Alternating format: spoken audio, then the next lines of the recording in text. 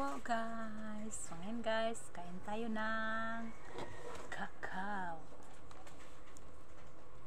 Sarap nito, dami namin to sa probinsya.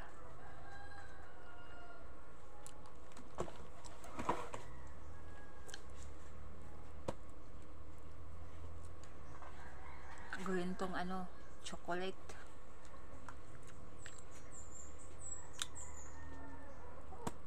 Pang-export, dami to sa aming probinsya. Kakao. Maganda to padamihin sa ating lugar kasi mabinta to pang-export. Gawin tong chocolate, yung palaging kinakain natin na chocolate. Ito ang ginawa.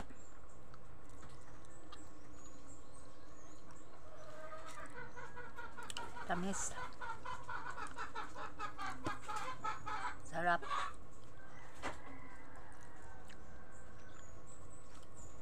Marami to dito sa amin kasi lang bata pa, hindi pa namunga lahat.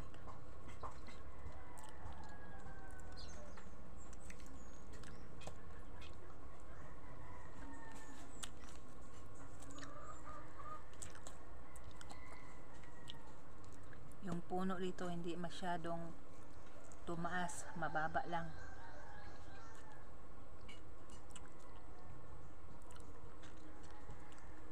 Matagal itong maubos kasi ang daming buto. Ito ang prutas na pinakamaraming buto.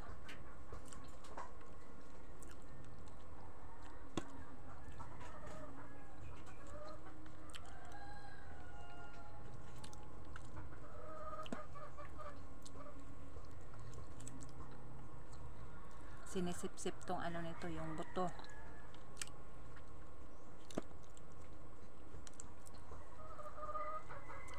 Sayang naman tong nito, yung katas. Pag hindi to inaano kasi matamis naman. Ito yan, ang daming buto.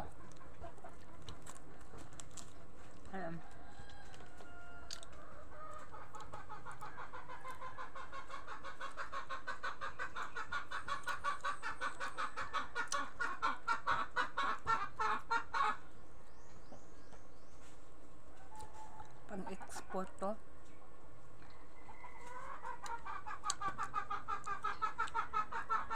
At marunong gumawa nito ng chocolate. Ito ang ginagamit, tapos yung sa naman yung pang chocolate.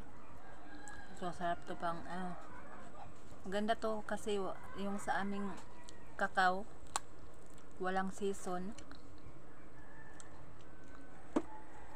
I-update ko sa inyo yung mga bulaklak nito, marami.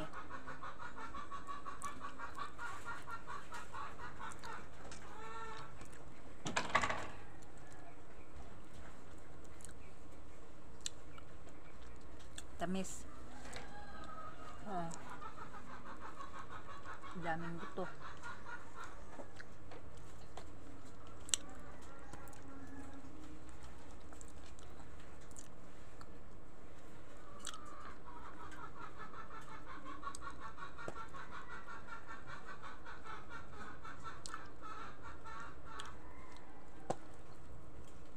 Tagal ubusin.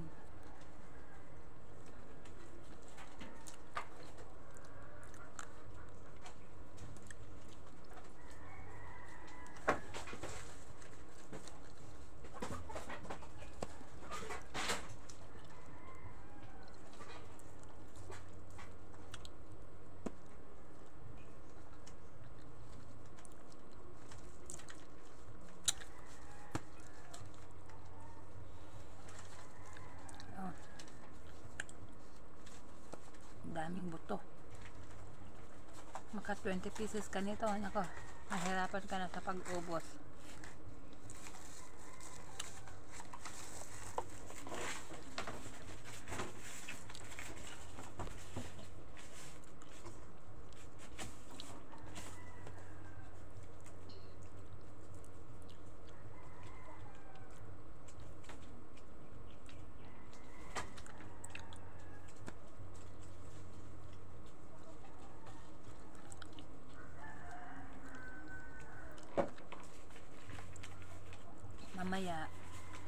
Tapos ito, hugasan to, yung mga buto, tapos ibilad sa init para mag-dry.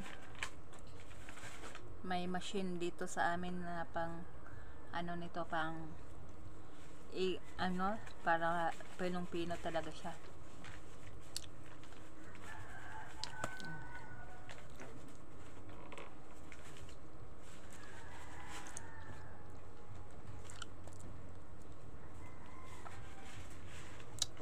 Ubos ko na yung buto.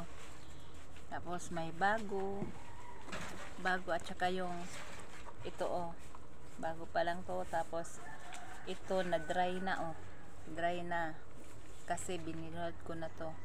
Kapag ano na to guys, pag matuyo na, i-update ko sa inyo kung paano nito magawa ng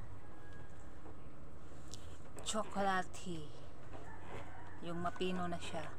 So guys, hanggang dito na lang muna ang aking video. I-update ko na lang kayo. Bye bye.